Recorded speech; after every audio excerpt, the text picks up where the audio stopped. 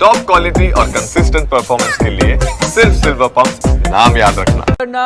બુઢણાથી પાલીતાણા હાઈવેને જોડતો કોઝવે પાણીમાં તણાઈ ગયો। આ તસવીરોમાં આપ જુઓ, સિહોરમાં ધોધમાર વરસાદથી પાલીતાણાનો મુખ્ય કોઝવે પાણીમાં ગરકાવ થઈ ચૂક્યો છે।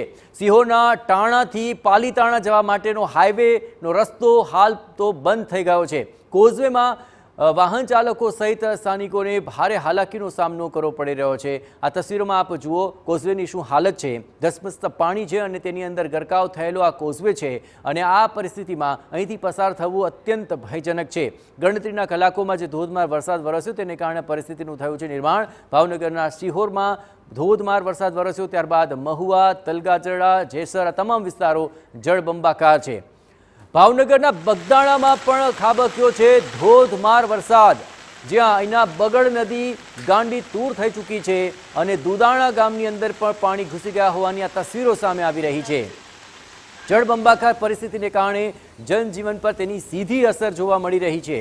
પ્રથમ જ વરસાદમાં બગડ નદી અત્યારે તેના કાંઠા વિસ્તારથી ઉપર વહી રહી છે। વરસાદને કારણે નદીમાં પાણીની ભરપૂર માત્રામાં આવક જોવા મળી રહી છે।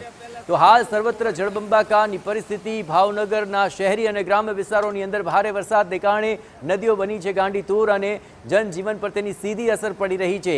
અહીં વાહન વ્યવહાર પણ ખોરવાઈ ગયો છે અને મુખ્ય માર્ગો ઉપર નદી સમાણા પાણી અત્યારે તેજ ગતિથી વહી રહ્યા છે અને મુખ્ય માર્ગો છે તે પણ પાણીમાં ગરકાવ થયા છે। આ નદીની હાલત આપ જુઓ, પહેલા જ વરસાદની અંદર ભરપૂર માત્રામાં પાણી આવતા નદીઓ બે કાંઠે વહી રહી છે। ઘોડાપૂરની પરિસ્થિતિ।